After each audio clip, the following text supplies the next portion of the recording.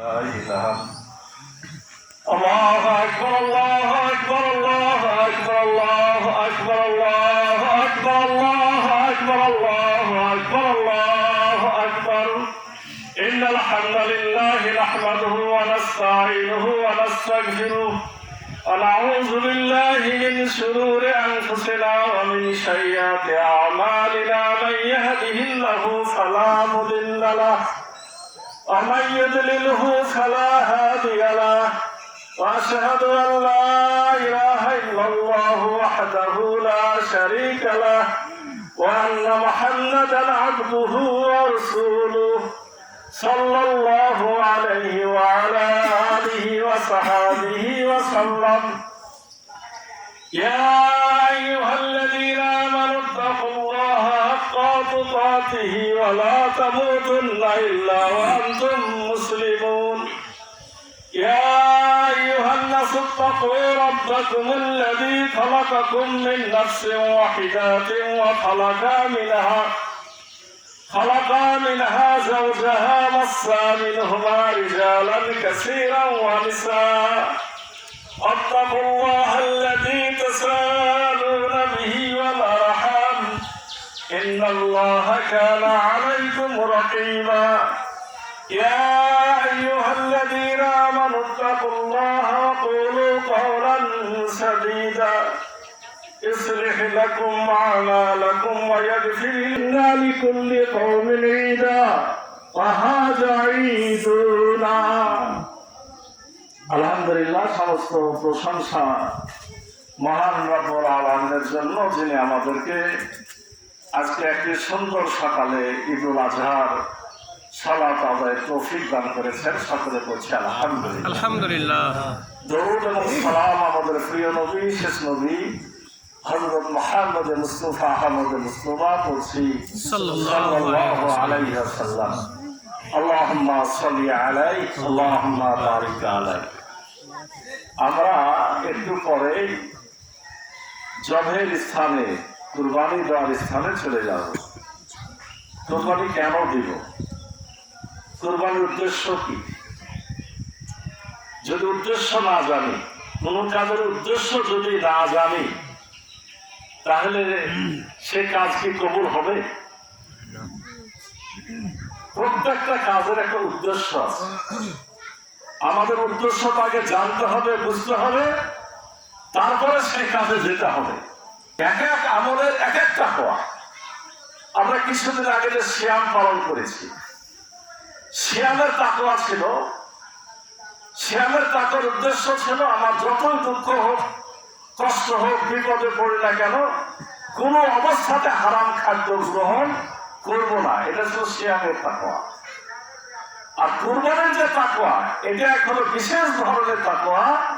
অর্থাৎ কুরবানির শিক্ষার মাধ্যমে আমাদেরকে এক বিশেষ ধরনের তাকওয়া অর্জন করতে হবে, যে তাকওয়া আমাদেরকে ইসলামের জন্য সর্বোচ্চ ত্যাগ শিকারের মানসিকতা তৈরি করবে।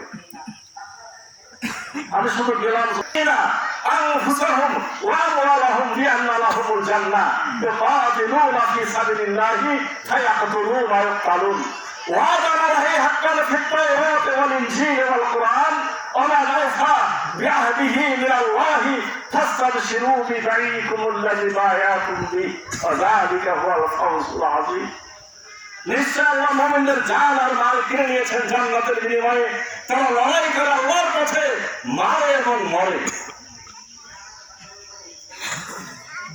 জান্নাতের বিনিময়ে যে রব্বুল আলামিন মুমিনদের জান আর মাল কিনে নিয়েছেন, পরে আল্লাহ বলছেন আমি যে জান্নাত দিব, এই ওয়াদা করেছি কোথায়? ওয়াদা আলাইহি হাক্কান ফিত তাওরাতি ওয়াল ইনজিল ওয়াল কুরআন। আমি ওয়াদা করেছি তাওরাত, ইনজিল এবং কোরআনে। আর রব্বুল আলামিনের চাইতে ওয়াদা রক্ষাকারী আর কে আছে? অতএব তোমরা খুশি হয়ে যাও সেই সওদার জন্য, সেই ব্যবসার জন্য যেটা আল্লাহর সাথে করেছো। অর্থাৎ জান আর মাল আল্লাহকে দিয়ে দেবো, আর বিনিময়ে গ্রহণ করবো জান্নাত। আল্লাহ বলছেন এটাই তোমাদের জন্য মহা সাফল্য। এই ব্যবসার লাভ কি? এই ব্যবসার লাভ বলা হয়েছে সূরা সাফ 10 এবং 11 নম্বর আয়াতে। ইয়া আইয়ুহাল্লাযীনা আমানু হাল আদুল্লুকুম আলা তিজারাতিন তুনজিকুম মিন আযাবিন আলীম, আমি কি তোমাদেরকে এমন একটি ব্যবস্থার কথা বলে দিব না যা তোমাদেরকে মহা যন্ত্রণায় জাহান্নামের আযাব থেকে মুক্তি দেবে? তো আমিরুনা বিল্লাহি ওয়া রাসূলিহি, সেটা কি? তোমরা আল্লাহর উপর ঈমান আনবে, রাসূলের উপর ঈমান আনবে।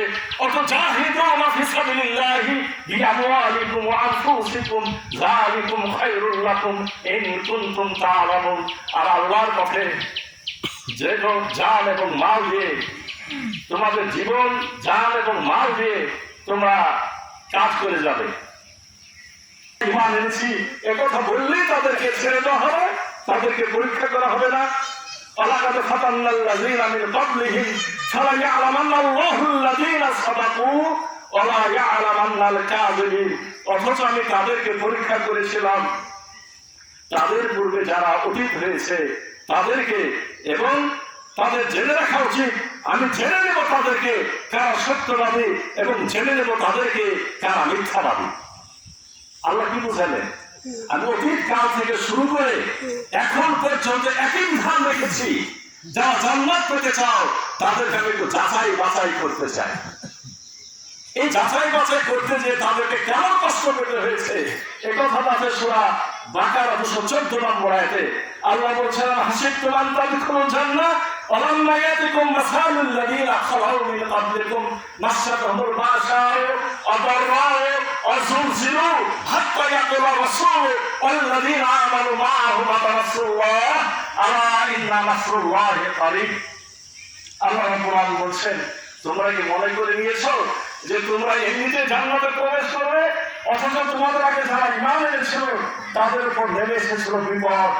যুলজিলু হাত্তা ইয়াকুলা রাসূল, আপনার বিপদে তারা প্রকম্পিত হয়েছিল। তারা তাদের রাসূলকে বলেছিল আল্লাহর সাহায্য কখন আসবে? তাদের রাসূল বলেছিলেন আল্লাহর সাহায্য খুবই নিকটে। এটা ছিল রাসূলের পক্ষ থেকে সান্ত্বনা, মানে পরীক্ষা তোমরা দিতেই থাকো, পরীক্ষার পরে সেই সময়টা আসবে।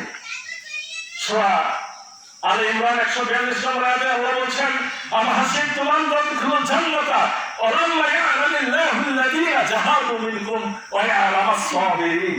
তোমরা কি মনে করেছো তোমরা এমনিতেই জান্নাতে প্রবেশ করবে, অথচ এখন আল্লাহ দেখেননি তোমাদের মধ্যে কারা প্রাণপণ যুদ্ধ করতে প্রস্তুত আর কারা সবরকারী। সূরা বাকারা 155 নম্বর আয়াতে আল্লাহ বলছেন, ওয়ালা নাবলুওয়ান্নাকুম বিশাইইন মিনাল খাউফি ওয়াল জু' ওয়া নাকসিন মিনাল আমওয়ালি ওয়াল আনফুসি ওয়াস সামারাত ওয়া বাশশিরিস সাবিরিন। আর নিশ্চয় আমি ভীতি, অনাহার, প্রাণ ও সম্পদের ক্ষতি, উপার্জন ও আমদানি হ্রাস করে তোমাদের পরীক্ষা করব। এমন অবস্থায় যারা ধৈর্য ধারণ করে আপনি তাদের শুভ সংবাদ দিন।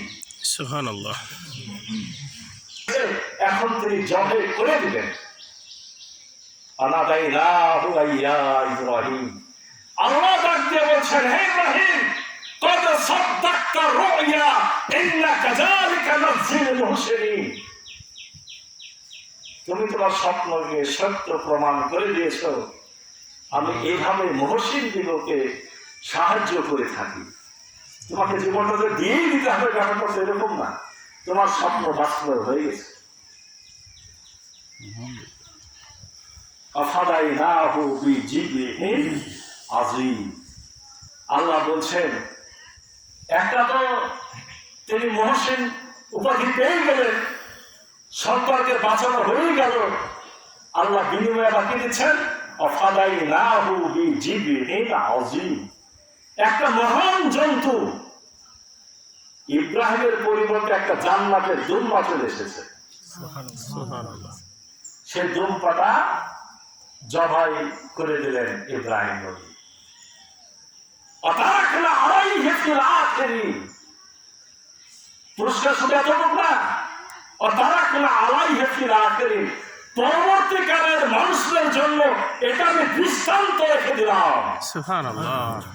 আমরা যে কাজটা করতে যাবে ওই দৃষ্টান্তকে স্মরণ করব। সর্বশেষ আল্লাহ বলছেন, সালামুন আলা ইব্রাহিম, আসমান থেকে আল্লাহর পক্ষ থেকে নাযিল হতে সালাম, ইব্রাহিম তোমার উপরে সালাম। কে সালাম দিল? মহান আল্লাহ সুবহানাহু ওয়া তাআলা। মহান রব্বুল আলামিন।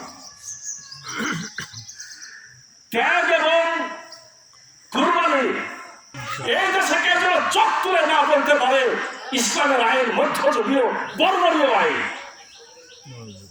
কখনো বলতে পারবে না, যদি আমাদের জেহেনগুলো আমাদের হবে না, আত্মাকে দেখেই সবাই ভীত হবে। রব্বুল আলামিন আমাদেরকে কুরবানির সুমহান শিক্ষা গ্রহণের তৌফিক দান করুন। সকলে আল্লাহুম্মা আমিন। আল্লাহু আকবার, আল্লাহু আকবার, লা ইলাহা ইল্লাল্লাহ, আল্লাহু আকবার, আল্লাহু আকবার, লিল্লাহিল হামদ।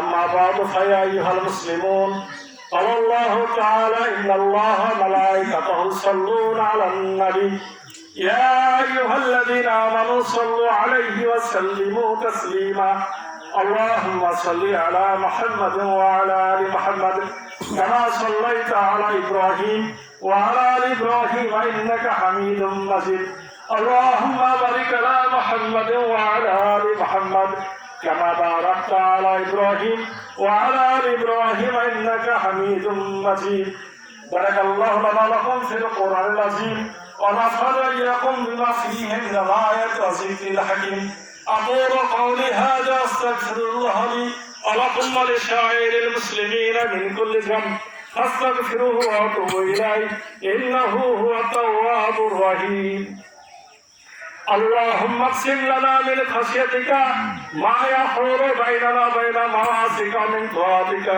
ما تبلغنا به جنتك ومن اليقين ما تهون به علينا مصيبة الدنيا متعنا بأسماعنا أبصارنا وقوتنا ما أحييتنا واجعله الوارث منا واجعل ثأرنا من ظلمنا انصرنا على من عادانا لا تجعل مصيبتنا في ديننا ولا تجعل الدنيا أكبر همنا ولا مبلغ علمنا ولا تسلط علينا من لا يرحمنا ربنا آتنا في الدنيا حسنة وفي الآخرة حسنة وقنا عذاب النار وقنا عذاب القبر وقنا عذاب الحشر وقنا عذاب الميزان وقنا عذاب الصراط رب ارحمهما كما ربياني صغيرا رب ارحمهما كما ربياني صغيرا ربنا اغفر لي ولوالدي وللمؤمنين يوم يقوم الحساب اللهم إني أعوذ بك من عذاب جهنم وأعوذ بك من عذاب القبر وأعوذ بك من عذاب الفتنة المسيح الدجال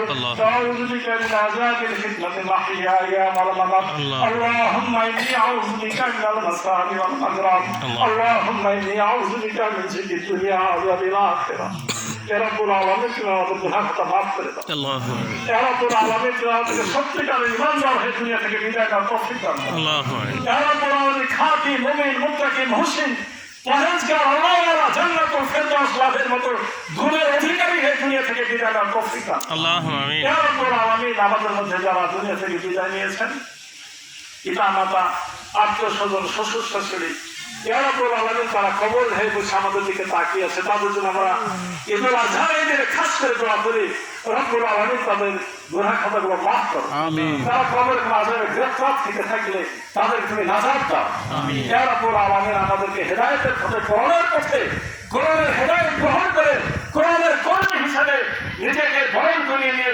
জীবন উৎসর্গ করার তৌফিক দাও আমিন رب اشرح لي صدري ويسر لي امري واحلل عقدة من لساني يفقهوا قولي السلام عليكم ورحمة الله وبركاته تقبل الله منا ومنكم